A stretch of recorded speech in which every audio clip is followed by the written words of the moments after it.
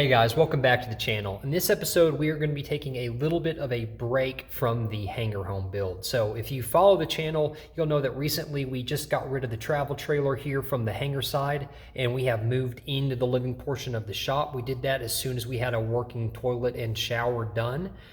So we actually have the inside semi-livable. Now, don't get me wrong, there's still a ton of work to do on the house. I still have to do the entire master bathroom, so I haven't done any of the backer board or install the toilet or any of that stuff at all in the master bathroom. I still need to install vanities. I need to install the built-in shelves. In fact, you can see vanities and all the built-in shelves that I ordered from the cabinet place here behind me in the shop. I still have to do all the trim. We haven't done countertops. Flooring, did I already say floor? I can't remember. Anyways, the house is a long way from done, but we are at a point now where we are living inside of it essentially all the time. So I gave my wife a list of things that I can do, and I'm letting her just kind of prioritize what I spend my working hours on. So one of the things that she felt really passionate about is she wants to get her greenhouse up and running for this growing season. So in this episode, we are going to start building a 12 by 18 steel framed greenhouse. And specifically in this episode, we're going to get the foundation done. So we have ordered a kind of a steel frame greenhouse from the same metal building manufacturers that actually manufactured the building that I'm in right now. So all the colors and kind of the style and everything should match the house. What we need to do to get ready for that metal building is we need to build a foundation. So let's not waste any time and let's get to it. So the first thing we did was we laid out stakes exactly where we wanted the corners of the greenhouse to be.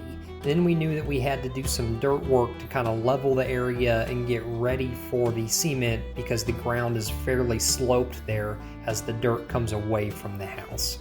Now this is primarily lots of measuring, lots of double checking, and then making sure that every corner is the exact same height so that the whole slab is level by the time that we're done. We have the forms in place, so let me give you a look at how it's coming along so far. So we only have the wood forms up. We are about to lay in the rebar, so that's where we are right now. We are at the point where we are ready to start putting the rebar in, but we have to run to the store and pick the rebar up. Anyways, I'm going with a 1 foot wide border that goes all the way around the building. So the greenhouse is supposed to be 12 foot by 18 foot. So this has dimensions of 19 feet on the long side by 13 feet on the short side. That's the outer perimeter, and the inner perimeter is going to be 11 foot this way and then 17 foot that way. And that gives us a nice 1 foot border where the edge of the building should lie in the exact middle of this foundation all the way around. We have gone through and cut some spacer boards that are all 1 foot and have some tie wire that's pulling the two sides together tight against those spacer boards, and that'll maintain our 1 foot thickness all the way through. And then we will lay the rebar on top of that baling wire and then just pull those blocks out as we pour cement. So there it is, not a whole lot to it. I guess I should point out that with all of the dirt that we brought in to slope away from the house, because they did quite a bit of pad lift when they poured the foundation for the house. So I brought a bunch of dirt in to slope it away.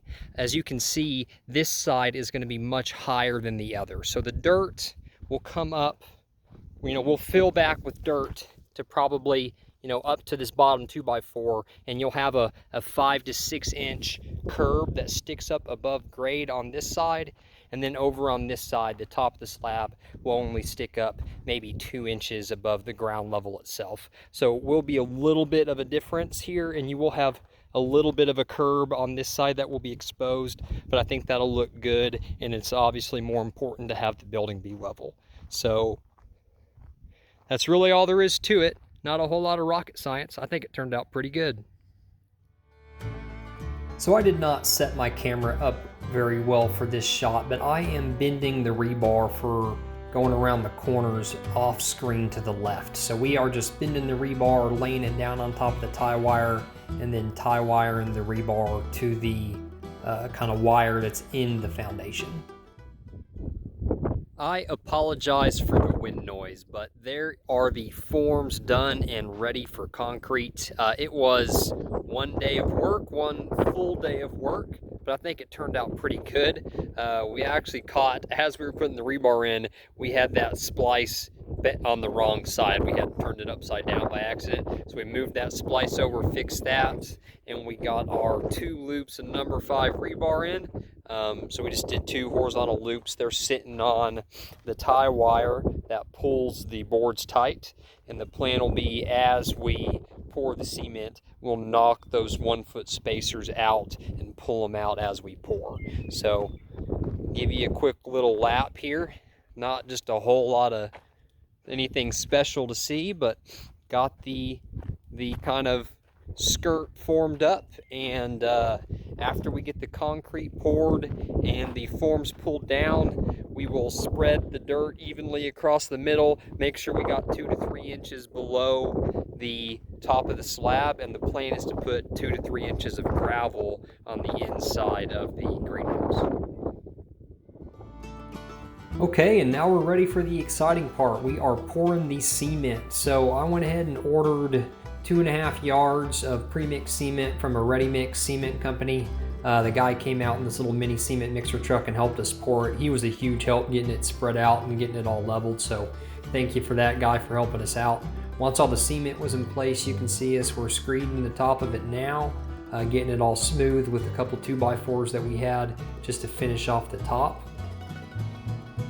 After that was done, we start installing all of the anchor bolts. So we went ahead and put all the anchor bolts along the inside perimeter, about 2.5 inches spaced off from the inside perimeter, and that should make it so that they're about the middle of the base plate of the metal greenhouse itself.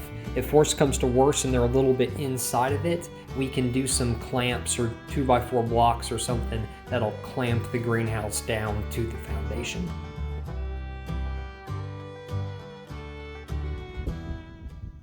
Here is the foundation all poured up. So it is setting up in the forms now. We went through and just put a ton of anchor bolts all along all of the sides, as many as we could fit. Not really as many as we could fit, but just a bunch more than I think we'll need. And I will just cut off whatever I don't end up using. You can see that me and Kelly put our handprints in it, and I think they turned out great. You got a Z and a K in our handprints, and today's date, 3/26/22. So turned out really nice. We will let it set up overnight, and tomorrow we will bust the forms off and start packing dirt back around the outside of it. And that is exactly what we are doing here. So the first step was to kind of disassemble the forms. We did put them all together with screws instead of nails so that we could try and take them apart and salvage all these 2x6s, especially with the price of wood. And then after that, we're just going to go ahead and spread the dirt out and pack around the outside of the inside. And finally, I'll go through and tamp it out and get it nice and smooth in the middle. So here is the foundation all done. So it turned out pretty good. There's a couple things that we probably could have done a little bit better, but not bad again for a few amateurs just trying to do something. It was about, I guess, 2.5, 3 days worth of work to get it all done. One of the things that I didn't do is I forgot to buy an edger. So I forgot to buy, it's like a trowel with a rounded corner, and you can go through and you finish off the edges after you pour it while it's still wet. I forgot to buy one of those, so the edges aren't perfect. But all in all, I think it turned out really good. You can see it's pretty good shape. Concrete itself is very level. Obviously we had a little bit of pad, or I guess, the dirt work coming away from the house. We have quite a bit of a stick up on here on this west side of the greenhouse, and then over here we only have, a couple inches worth of stick up.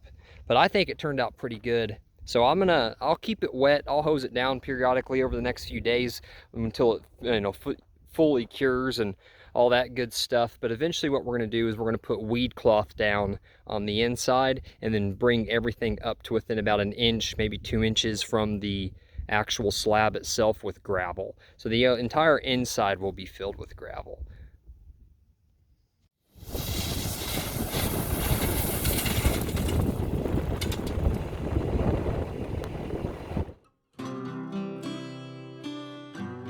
Alright, so I did not film us putting the weed cloth down, but we did put weed cloth under the inside of the entire thing just to keep any plants from trying to grow up on the inside.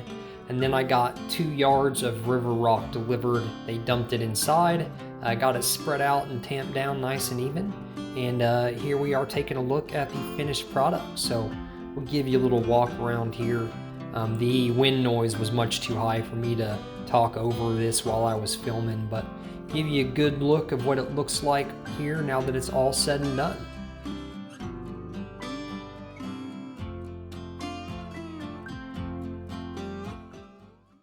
Alright guys, that is going to do it for this video. I hope you enjoyed watching us get the foundation poured. I know that we're really excited about getting the greenhouse in. My wife is super excited. You can see behind me that she already has some seedlings started.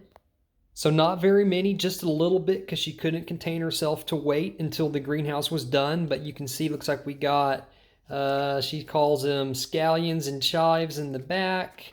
That one's going to be bell pepper back there. Got some basil and parsley. I know at one point she had some tomatoes starting too. And I don't know what all these other things are. She's the one with the green thumb. I just build it. She's the one that makes the actual growing happen. So with that, we're going to go ahead and end it. Stay tuned. We'll catch you on the next video. Hopefully we'll have a whole nother, probably 5-10 video series on just building this greenhouse.